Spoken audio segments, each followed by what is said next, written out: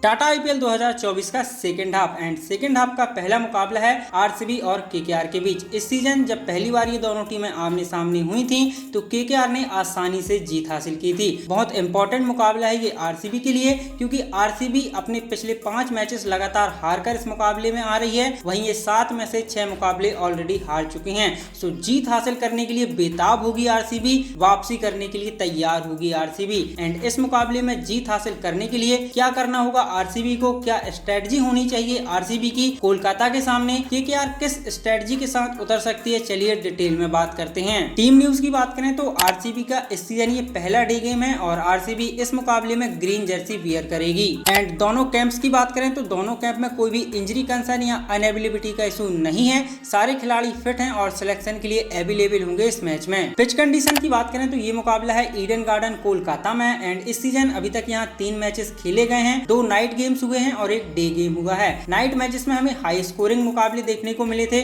दोनों night matches में score 200 के ऊपर रहा था, लेकिन जो डे मुकाबला था उसमें स्कोर हमें एवरेज देखने को मिला था 160 से 170 के बीच। और ये भी दिन का मुकाबला है तो हम 180 से 190 का स्कोर एक्सपेक्ट कर सकते हैं दोनों टीम से। पर यदि आरसीबी पहले बल्लेबाजी करती है तो उन्हें 200 या उसके ऊपर स्कोर बनाना होगा अपनी गेंदबाजी को ध्यान में रखते हुए। दोनों टीम्स की प्लेइंग 11 की बात करें तो आरसीबी की संभावित प्लेइंग 11 आप देख सकते हैं। Virat Kohli and Will Jacks as an opener. मैं अभी भी इसी के साथ स्टैंड करूंगा कि विल जैक्स से आप ओपन कराइए। 3 पर फैफ डू प्लेसेस, 4 पर रजत पाटीदार, नंबर 5 पर कैमरॉन ग्रीन या ग्लेन मैक्सवेल, इन दोनों में से कोई एक, 6 पर महिपाल लोमरोर, 7 पर दिनेश कार्तिक, 8 पर मनोज भांगले जो कि लेफ्ट हैंडेड बल्लेबाज हैं, हार्ड हिटिंग बल्लेबाजी के लिए जाने जाते हैं और मीडियम पेस बॉलिंग करते हैं। उसके बाद 9 पर मोहम्मद सिराज या वैशक विजय कुमार, इन दोनों में से कोई एक, 10 पर ऋषि टोपली एंड 11 पर यश दयाल। और इम्पैक्ट प्लेयर के रूप में आप यूज कर सकते हैं वैशक विजय कुमार या फिर करण शर्मा को। यदि आप सिराज के साथ जाते हैं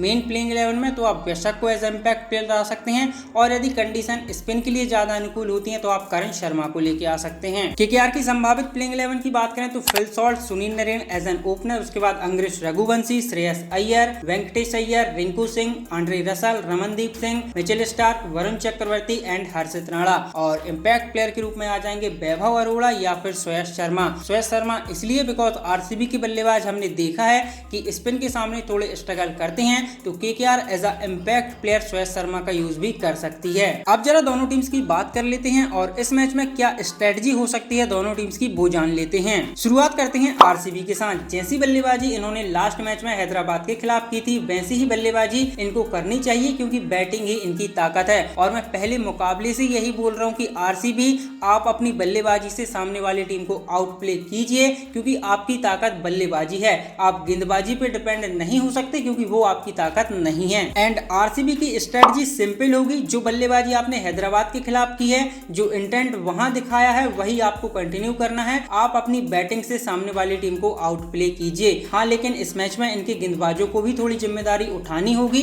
क्योंकि सामने वाली टीम जो है उसके पास पावर बैटिंग लाइनअप है। एंड यदि आपने गेंदबाजी सही नहीं की तो फिर इसका खामियाजा भुगतने के लिए आपको तैयार रहना पड़ेगा।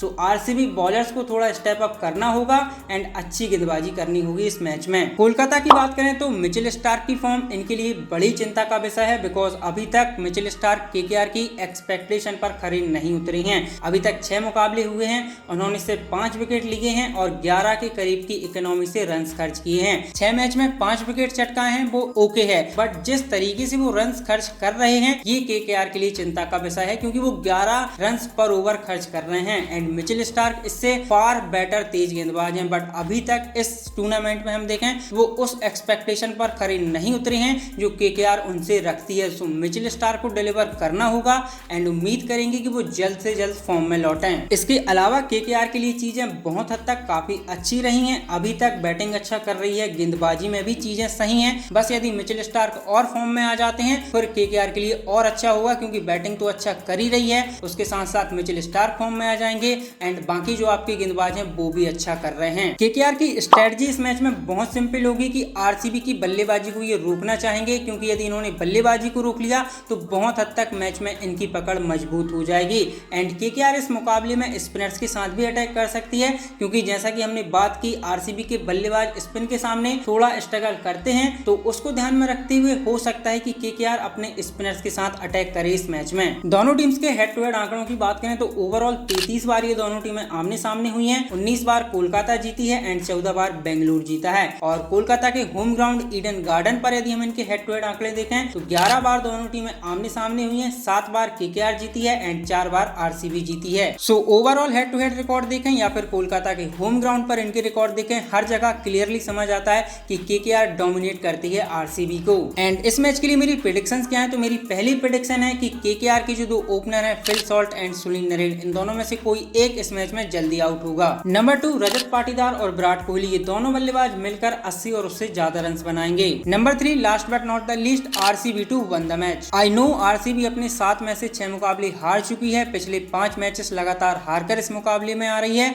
लेकिन स्टिल मुझे लगता है कि आरसीबी इस मुकाबले को जीतेगी एंड वापसी करेगी। आप लोगों को क्या लगता है, क्या केकेआर आरसीबी के ऊपर अपना डोमिनेशन कंटिन्यू रखेगी या फिर आरसीबी वापसी करेगी? कमेंट्स में अपनी राय जरूर बताइएगा गाइस। बाकी आज के लिए इतना ही। आई होप आप लोगों को वीडियो पसंद आया होगा। यदि पसंद आया है तो लाइक करें, अपने दोस्तों के साथ शेयर करें एंड चैनल पर पहली बार आए हैं तो सब्सक्राइब करना ना भूलें। बाकी मैं मिलता हूं अगले नए वीडियो में, तब तक के लिए bye bye, take care, thank you so much.